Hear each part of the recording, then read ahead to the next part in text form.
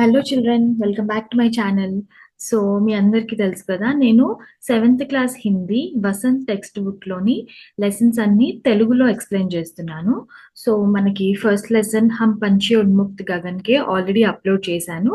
మీరు కావాలంటే మీరు నేను ప్లేలిస్ట్ క్రియేట్ చేస్తాను వసంత్ 7 అనేసి. సో అందులో మీరు ఈ లెసన్స్ అన్ని తెలుగులో ఎక్స్ప్లెయిన్ చేస్తాను, మీరు వినొచ్చు. ఓకే. సో ఇంకా థర్డ్ అండ్ ఫోర్త్ లెసన్స్, మిగతా లెసన్స్ అన్ని కూడా చాలా తొందరలోనే అప్లోడ్ చేస్తాను. So let's start this second lesson, హిమాలయకి బేటియా. సో మీ అందరికీ హిమాలయ అంటే తెలుసు కదా, హిమాలయ పర్వతం, మౌంటైన్. సో హిమాలయకి బేటియా అంటే ఏంటి? డాటర్స్ కదా. ఎవరు హిమాలయకి బేటియా? ఇక్కడ ఆథర్ ఎవరిని హిమాలయకి బేటియా అంటున్నారు అంటే రివర్స్ ని, ఓకే, నదులని హిమాలయకి బేటియా అని అంటున్నారు. ఎందుకో ఇప్పుడు మనం ఈ లెసన్ లో చూద్దాం. So let's start this. अभी तक मैंने अभी तक मैंने उन्हें दूर से देखा था। बड़ी गंभीर, शांत, अपने आप में खोई हुई लगती थी। संभ्रांत महिला की भांति वे प्रतीत होती थी। उनके प्रति मेरे दिल में आदर और श्रद्धा के भाव थे। माँ और दादी, मौसी और मामी की गोद की तरह उनकी धारा में डुबकियां लगाया करता। परंतु इस बार जब मैं हिमालय के कंधे पर चढ़ा तो वे कुछ और रूप में सामने थी।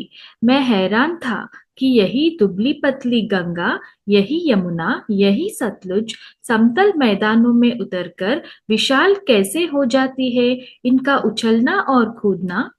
సో ఏమంటున్నారంటే ఆథర్, సో నేను నదులని దూరం నుండి చూసేవాడిని, నదులని దూరం నుండి చూసేవాడిని. ఎలా ఉండేవి? చాలా గంభీరంగా, చాలా శాంతంగా, కామ్గా, వాటిల్లో అవే ఎప్పుడు వాటి ప్రపంచంలో అవే ఉంటూ అనిపించేవి. ఎలా అనిపించేవి? సంభ్రాంత్ మహిళ అంటే ఒక గొప్ప స్త్రీలాగా, ఓకే, ఒక లైట్ ఫ్యామిలీకి చెందిన ఒక స్త్రీలాగా కనిపించేవాళ్ళు. ఏంటి? నదులన్నీ. అవి నదులన్నీ అంటే నాకు చాలా రెస్పెక్ట్, ఆ ఫీలింగ్ తో ఉండేవాడిని. మా और दादी, मौसी और मामी की गोद की तरह उनकी धारा में डुबकियां लगाया करता था. సో ఏంటి, ఆ నదులను కూడా నేను ఒక అమ్మలాగా, ఒక అమ్మమ్మ, నానమ్మ, పిన్ని, ఒక అత్తలాగా నేను ఆ నదులలో డుబ్కి అంటే వాటిలో మునిగేవాడిని, అంటే వాటిలో స్విమ్ చేసేవాడిని, ఈత కొట్టేవాడిని. కానీ ఎప్పుడైతే నేను ఈ నదుల స్టార్టింగ్ పాయింట్ చూశాను, అంటే జబ్ మే హిమాలయ కే కందే పర్ చడా, ఎప్పుడైతే నేను హిమాలయాస్ మౌంటైన్స్ పైకి ఎక్కానో అక్కడ ఈ నదులన్నిటిని ఒక వేరే రూపంలోనే చూశాను.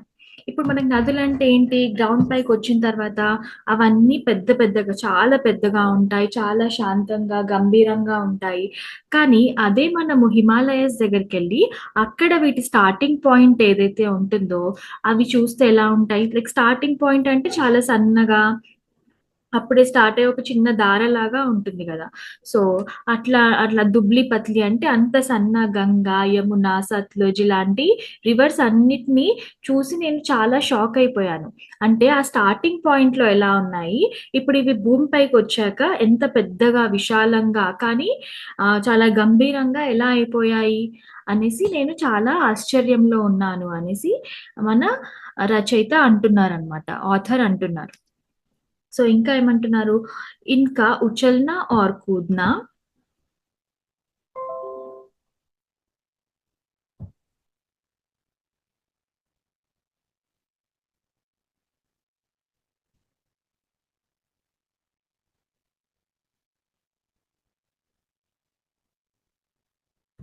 खिलखिलाकर हंस खिलखिलाकर लगातार हंसते जाना, इनकी यही भाव भंगी, इनका यह उल्लास कहाँ गायब हो जाता है मैदान में जाकर.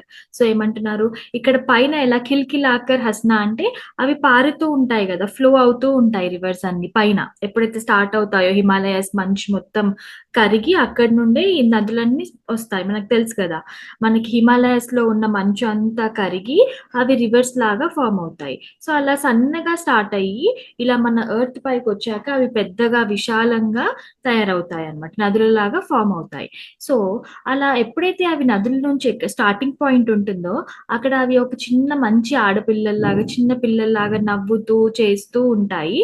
కానీ అవే ఇక్కడికొచ్చాక అంటే భూమిపైకొచ్చాక ఒక నదిలాగా మారాక అంత గంభీరంగా అంటే అంత సీరియస్‌గా, అంత కామ్‌గా ఎలా అయిపోతాయి అనేసి రచయిత మన ఆథర్ అనుకుంటున్నారనమాట. किसी लड़की को जब मैं देखता हूँ, किसी कली पर जब मेरा ध्यान अटक जाता है, तब भी इतना कौतूहल और विस्मय नहीं होता, जितना कि इन बेटियों की बाल लीला देखकर.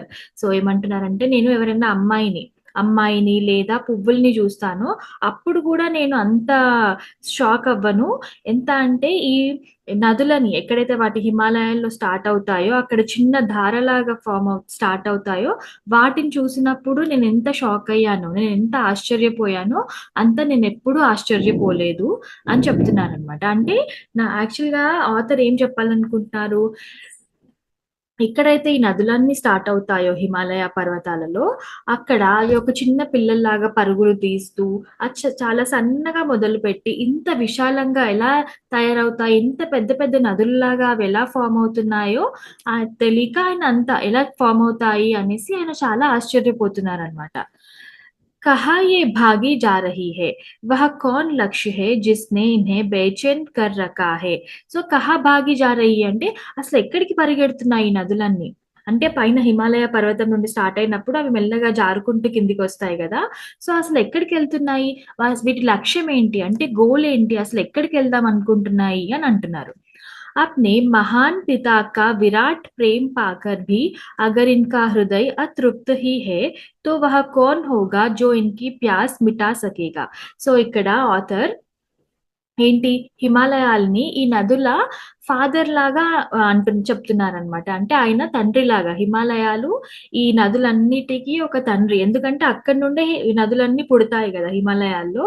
సో, అంత పెద్ద హిమాలయ ప్రేమ అంటే ప్రేమ వీళ్ళకి దొరికిన తర్వాత గూడా ఇంకా అవి సాటిస్ఫై అవ్వట్లేదా? ఎక్కడికి ఇంకా పరిగెడుతున్నాయి? ఇంకా దేనికోసం పరిగెడుతున్నాయి అనేసి అంటున్నారనమాట. బరఫ్ जली नंगी पहाड़ियाँ, छोटे-छोटे पौधों से भरी घाटियाँ, बंधुर आदित्यकाय, सरसब्ज उपत्यकाए, ऐसा है इनका लीला निकेतन.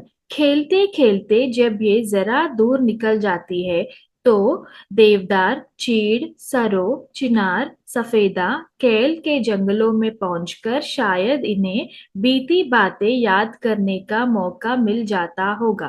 సో ఏమంటున్నారు, ఎప్పుడైతే ఈ నదులన్నీ పారుతూ వస్తాయో భూమిపైకి, అప్పుడు మధ్యలో వాటికి ఎన్నో రకాల చెట్లు కనిపిస్తాయి. చెట్లు, మొక్కలు, ఔషధ గుణాలున్న మొక్కలు ఇవన్నీ కనిపిస్తూ ఉంటాయి గదా!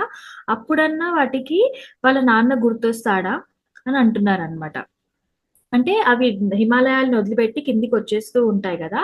ఆ వచ్చే దారిలో ఏవైతే అడవులుంటాయో అక్కడ ఈ మొక్కల్ని చూసిన తర్వాత వాటికి వాళ్ళ నాన్న గుర్తొస్తాడా? ఆ పాత జ్ఞాపకాలన్నీ గుర్తొస్తాయా? అని అంటున్నారనమాట. సో, ఇవన్నీ మొక్కలు, చెట్ల పేర్లనమాట. सो कौन जाने बुड्ढा हिमालय बूढ़ा हिमालय अपनी इन नटखट बेटियों के लिए कितना सिर धुनता होगा. సో ఏమంటున్నారు, ఆ బుడా హిమాలయ అంటే ఒక హిమాలయాన్ని ఒక ఓల్డ్ ఫాదర్ లాగా చెప్తున్నారు. సో వాళ్ళ కూతుర్లు ఆయనకెంత గుర్తొస్తారో గదా అనేసి అంటున్నారనమాట. बड़ी-बड़ी चोटियों से जाकर पूछिए तो उत्तर में विराट मौन के सिवाय उनके पास और रखा ही क्या है. సో హిమాలయాల్లో ఏవైతే ఆ పెద్ద పెద్ద మౌంటైన్స్ అవన్నీ ఉంటాయో వాటినెళ్లి అడిగితే వాటి దగ్గర ఎలాంటి ఆన్సర్ ఉండదనమాట. ఓకే. అంటే నదుల గురించి అడిగితే వాటి దగ్గర ఎలాంటి ఆన్సర్ ఉండదు అనేసి కవి అంటున్నారు.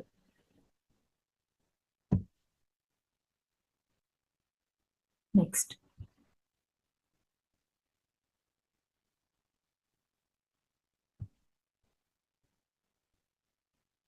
सिंधु और ब्रह्मपुत्र ये दो ऐसे नाम हैं जिनके सुनते ही रावी, सतलुज, ब्यास, चनाब, झेलम, काबुल, कपिशा, गंगा, यमुना, सरयू, गंडक, कोसी आदि हिमालय की छोटी बड़ी सभी बेटियां आंखों के सामने नाचने लगती है. సో సింధు ఇంకా బ్రహ్మపుత్ర పెద్ద రివర్స్ కదా. సో వీటి పేర్లు వినగానే మనకి వేరే పేర్లు కూడా గుర్తొస్తాయి, అంటే వేరే నదుల పేర్లు కూడా గుర్తొస్తాయి. అవన్నీ ఎవరు, వీళ్ళందరూ కూడా హిమాలయకి భేటియా, అంటే వీళ్ళందరూ కూడా ఆ హిమాలయ పర్వతం ఏదైతే ఉందో ఆ పర్వతరాజు ఎవరైతే ఉన్నారో ఆయన బిడ్డలే, ఆయన పిల్లలే అనేసి చెప్తున్నారు అనమాట. ఈ నదులన్నీ ఇక్కడ మెన్షన్ చేసిన నదులన్నీ ఆ హిమాలయానికి బేటియా అని చెప్తున్నారు, అంటే హిమాలయాస్ డాటర్సే అని చెప్తున్నారు. वास्तव में सिंधु और ब्रह्मपुत्र स्वयं कुछ नहीं है. दयालु हिमालय के पिघले हुए दिल की एक एक बूंद न जाने कब से इकट्ठा हो होकर इन दो महानदों के रूप में समुद्र की ओर प्रवाहित होती रही है. సో ఏమంటున్నారు, సింధు ఇంకా బ్రహ్మపుత్ర అసలు వాటి సొంతంగా అవేమి కాదు. అవి ఎలా ఫామ్ అయ్యాయి, ఆ హిమాలయాల్లోంచి ఉన్న మంచు మొత్తం కరిగి ఇంత పెద్ద నదులలాగా మారాయి. ఓకే. అవి అంత పెద్ద నదుల్లాగా మారి సముద్రం వైపు వెళ్తున్నాయి. మీ అందరికీ తెలుసు గదా! హిమాలయాల్లో నదులు స్టార్ట్ అవుతాయి. అక్కడి నుండి ఒక చిన్న ధారలాగా స్టార్ట్ అయ్యి అవి ప్రవహిస్తూ పెద్ద నదుల్లాగా మారతాయి. మళ్ళీ ఆ నదులన్నీ ఎక్కడికెళ్ళి కలుస్తాయి? సముద్రాలలో కలుస్తాయన్నమాట. సో అదే చెప్తున్నారు. कितना सौभाग्यशाली है वो समुद्र जिसे पर्वतराज हिमालय की इन दो बेटियों का हाथ पकड़ने का श्रेय मिला. సో ఇక్కడ ఏమంటున్నారంటే ఆ సముద్రాలు ఎంత లక్కీ, సౌభాగ్యశాలి అంటే ఎంత లక్కీ అవి. ఎందుకంటే ఈ రెండు, అంటే ఇవి సింధు ఇంకా బ్రహ్మపుత్ర ఎవరు, ఈ రెండు హిమాలయకి బేటియా అంటే ఆ హిమాలయ పర్వతాల పుత్రికలు, డాటర్స్. అలాంటి హిమాలయ పర్వతం డాటర్స్ ని పట్టుకునేంత అంటే అవన్నీ కలుస్తాయి కదా సముద్రాలలో. సో వాటిని పట్టుకునేంత, వాటి చేతులు పట్టుకునేంత ఆ లక్కీ అవి, అంటే వాటికి అంత లక్ ఉంది అని చెప్తున్నారనమాట. అవెంత లక్కీ అని చెప్తున్నారు.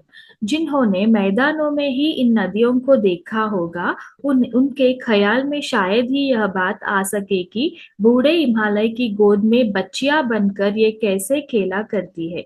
సో ఎవరైతే ఈ నదుల్ని ఓన్లీ ఇలా భూమిపైనే చూశారో, అంటే ఓన్లీ నదుల రూపంలోనే చూశారో, అసలు వాళ్ళకేం తెలుసు, అసలు వాళ్ళకి తెలీదు.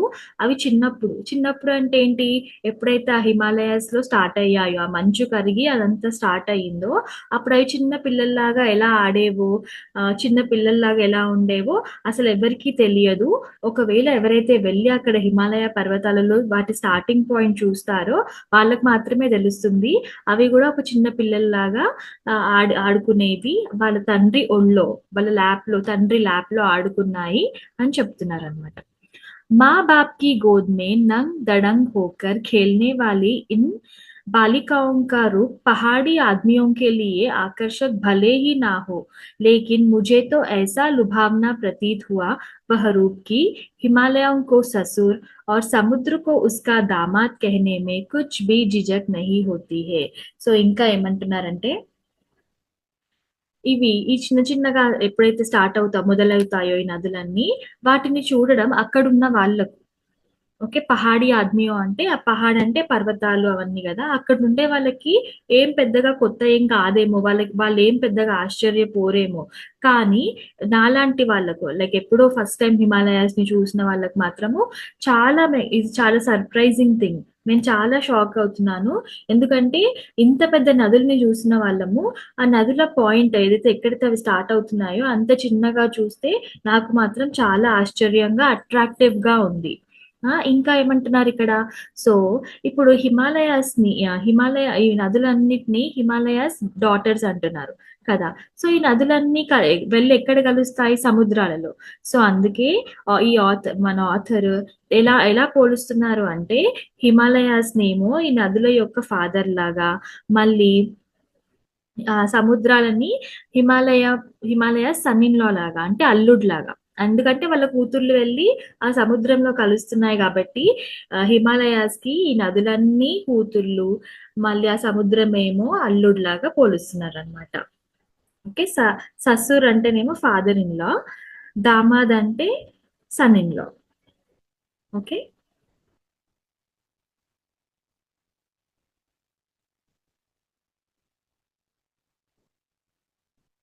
कालिदास के विरही यक्ष ने अपने मेघदूत से कहा था, बेत्रवती, बेतवा नदी को प्रेम का प्रतिदान देते जाना, तुम्हारी वह प्रेयसी तुम्हें పాకర్ అవశ్య హి ప్రసన్న హోగి.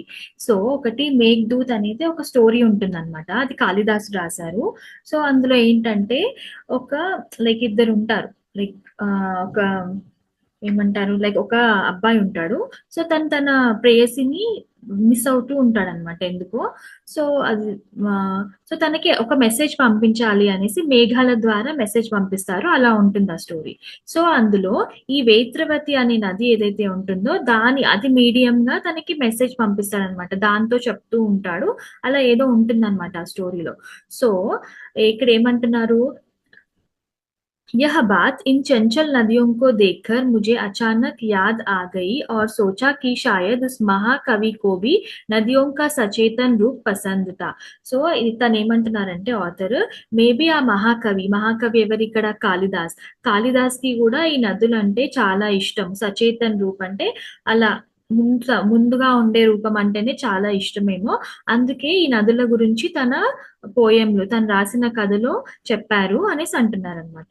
दरअसल जो भी कोई नदियों को पहाड़ी घाटियों और समतल आंगनों के मैदानों में जुदा जुदा शक्लों में देखेगा वह इसी नतीजे पर पहुंचेगा. సో ఎవరైతే ఆ చిన్న నదులన్నిటినీ ఆ పహాడి అంటే ఆ మౌంటైన్స్ పైన చూస్తారో, ఆ వాళ్ళ నాన్న ల్యాప్ లో ఉంటారో, తన నాన్న అంటే ఇక్కడ హిమాలయాల పైన ఉంటారో, సో వాళ్ళందరినీ ఇలా చూస్తారో వాళ్ళకు కూడా అదే నచ్చుతుంది అని అంటున్నారనమాట. काका कालेलकर ने नदियों को लोक माता कहा है, किंतु माता बनने से पहले यदि हम इन्हें बेटियों के रूप में देख ले तो क्या हर्ज है. సో ఇంకా ఏమంటున్నారంటే కాకా కాలేకర్ అని, కాలేకర్ ఆయన కూడా ఒక పోయేట్ అన్నమాట. సో ఆయన ఏమన్నారు, ఈ నదులని లోక్ మాత అన్నారు, అంటే ఒక అమ్మతో పోల్చారనమాట. సో మన ఆథర్ ఏమంటున్నారు, ఒక నదులని అమ్మలాగా కాకుండా మనం ఒక చిన్న పిల్లల్లాగా, డాటర్స్ లాగా కూడా చూడొచ్చు, అందులో తప్పేముంది అనేసి అంటున్నారు. और थोड़ा आगे चलिए, इन्हीं में अगर हम प्रेयसी की भावना करें तो कैसे होगा. సో ఇంకా ముందుకెళ్ళి మనం వీటిని ఒక ప్రేయసి లాగా కూడా మనం చూడొచ్చు. ఓకే. ఒక తల్లిలాగా, ఒక అమ్మలాగా, ఒక ప్రేయసిలాగా గూడా మనం వీటిని అనుకోవచ్చు. మమతా కా ఏక్ ఔర్ భీ దాగా హై జిసే హమ్ ఇన్‌కే సాత్ జోడ్ సక్తే హై. ఇంకొక రిలేషన్‌ని గూడా మనం వీటితో ఆహ్, ఆహ్, అనుకోవచ్చు. ఇంకొక రిలేషన్‌ని గూడా అనొచ్చు. ఏంటది? బెహన్ కా స్థాన్ కిత్నే కవియోं ने इन नदियों को दिया है. బెహన్ అంటే సిస్టర్. సో ఒక అమ్మలాగా, ఒక చెల్లిలాగా, ఒక కూతురులాగా, ఒక ప్రేయసిలాగా ఇలా ఎన్నో అలా ఎన్నో రిలేషన్స్ మనం ఈ నదులకి ఇవ్వచ్చు అని అంటున్నారనమాట. సో ఏక్ దిన్ మేరీ భీ ఐసీ భావన హుయి థీ. ఒకసారి నాకు కూడా ఇలానే అనిపించింది. తో లిడ్ तिब्बत की बात है, मन उचट गया था, तबीयत ढीली थी, सतलज के किनारे जाकर बैठ गया, दोपहर का समय था. సో ఒకసారి టిబెట్ కి అక్కడికి వెళ్ళినప్పుడు అక్కడ చాలా హెల్త్ కూడా బాగా అనిపించలేదు, కొంచెం ఎందుకో డల్ గా అనిపించి, సట్లెజ్ రివర్ ఉంటుంది కదా, మనం సట్లెజ్ అంటాం. సో అక్కడికి వెళ్ళి ఆ బ్యాంక్ ఆఫ్ ది రివర్ దగ్గరికి వెళ్ళి కూర్చున్నారంట. దోపహర్ కా సమయం అంటే ఆఫ్టర్నూన్ టైం ఉంది. पैर लटका दिए पानी में. సో కాళ్ళు వాటర్ లో పెట్టుకొని కూర్చున్నారు. थोड़ी ही देर में उस प्रगतिशील जल ने असर डाला, तन और मन ताजा हो गया. సో అలా కొద్దిసేపు కాలు పెట్టుకొని కూర్చుంటే తన మొత్తం ఆ డల్నెస్ అంతా పోయి చాలా ఫ్రెష్ గా, తాజా హోగయా అంటే చాలా ఫ్రెష్ ఫీలింగ్ వచ్చిందంట. అప్పుడే ఈయన ఏదో సాంగ్ లాగా హమ్ చేశారనమాట. ఏంటి, జై హో సట్లెజ్ బెహన్ తుమారి, లీలా అచ్రజ్ బెహన్ తుమారి, हुआ मुदित मन हटा खुमारी, जाओ मैं तुम पर बलिहारी, तुम बेटी यह बाप हिमालय, चिंतित पर चुपचाप हिमालय. प्रकृति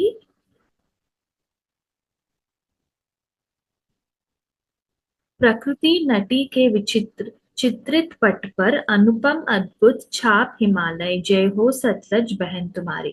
సో ఈ పోయం ఎలా ఉందంటే సట్లెజ్ నదిని పొగుడుతూ, ఇంకా నువ్వు నా బెహన్ అంటే నువ్వు నా సిస్టర్వి అన్నట్టు చెబుతూ ఈ పోయం ని రాశారనమాట. అంటే పాడారు, హమ్ చేశారనమాట. సో ఎవరు రాశారు ఈ కథని? నా హిమాలయ కి బేటియా లెసన్ ఆథర్ ఎవరు? నాగార్జున గారు. నాగార్జున్. Okay.